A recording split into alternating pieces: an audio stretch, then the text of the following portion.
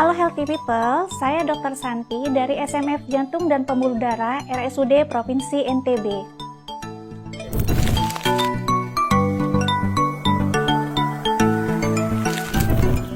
Penyakit jantung bawaan adalah kelainan struktural yang diderita saat baru lahir.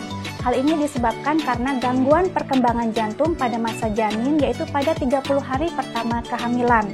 Penyakit jantung bawaan ini cukup banyak di dunia. Ada 8-10 kasus bayi dengan penyakit jantung bawaan dari 1.000 kelahiran hidup. Sementara di Indonesia, ada 50.000 kasus penyakit jantung bawaan yang timbul per tahunnya.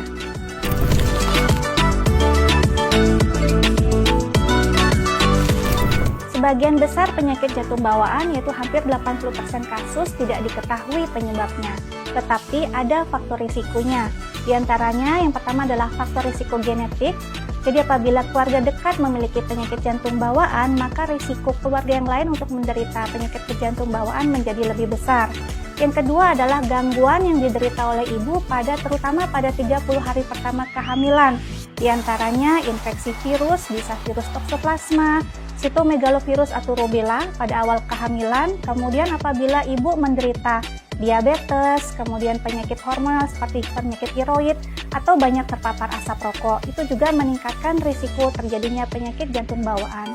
Selain itu, ada beberapa macam obat-obatan tertentu juga meningkatkan risiko terjadinya penyakit jantung bawaan, dan paparan radiasi terutama pada trimester pertama juga meningkatkan risiko PJB.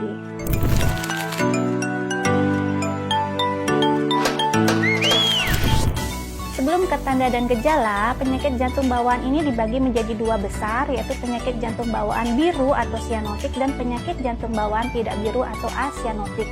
Baik sianotik maupun asianotik memiliki gejala diantaranya yang pertama, kesulitan menyusu, terutama di saat bayi, jadi dia menyusunya tersendat-sendat, menyusu sebentar, kemudian berhenti, kemudian dilanjutkan lagi, sehingga waktu menyusunya menjadi lebih lama. Yang kedua adalah berkeringat, biasanya mereka berkeringat pada saat menyusu, kemudian gangguan pertumbuhan, jadi kenaikan berat badannya menjadi lebih lambat dibandingkan bayi yang lain. Nah, kemudian pada penyakit jantung bawaan biru ya, kita akan melihat kebiruan terutama di area mukosa mulut atau di ujung-ujung jari. Kemudian pada penyakit jantung bawaan tidak biru atau penyakit jantung bawaan biru dengan peningkatan aliran darah ke paru, anak itu akan sering mengalami infeksi paru berulang. Jadi pada setahun bisa 2-3 kali masuk rumah sakit karena pneumonia.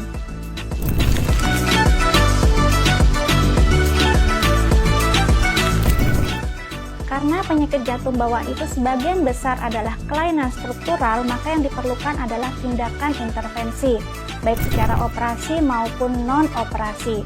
Sebagian besar obat-obatan tidak bisa memperbaiki kelainan struktural yang ada. Obat-obatan itu hanya untuk mengurangi gejala pada pasien.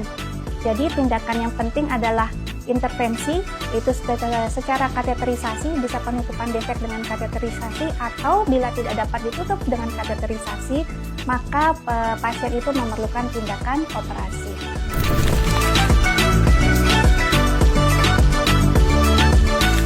Karena pembentukan jantung pada janin terjadi pada awal kehamilan, yaitu pada hari pertama sampai 30 hari kehamilan, maka sejak pasangan itu sudah menyiapkan atau sejak memutuskan untuk segera memiliki anak, sejak itulah persiapan harus dimulai untuk mencegah terjadinya penyakit jantung bawaan. Di antaranya dengan gizi yang baik, kemudian memperhatikan obat-obatan yang diminum. Semua obat-obat yang diminum sebaiknya sepengetahuan dengan dokter. Kemudian cegah terjadinya infeksi terutama pada awal-awal kehamilan, ya. Kemudian bisa juga kita lakukan screening untuk toksoplasma, sitomegalo atau rubella virus. Kemudian perbaiki pola hidupnya ya dengan makanan yang sehat, perbaiki kadar gula untuk mencegah terjadinya diabetes, hindari paparan asap rokok, hindari paparan radiasi. Jika ayah dan bunda memiliki putra atau putri dengan kemungkinan gejala penyakit jantung bawaan, maka bisa segera diperiksakan ke Poli Jantung RSUD Provinsi NTB. Saat ini di RSUD Provinsi NTB kita juga sudah bisa melakukan tindakan diagnostik untuk penyakit jantung bawaan atau PJB, diantaranya ekokardiografi, CT scan untuk PJB maupun tindakan kateterisasi sebagai persiapan untuk tindakan operasi atau tindakan selanjutnya. Untuk tindakan kateterisasi diagnostik maupun tindakan kateterisasi untuk penutupan defek seperti ASD, PSD, dan PDA sudah bisa kita lakukan di RSUD Provinsi NTB.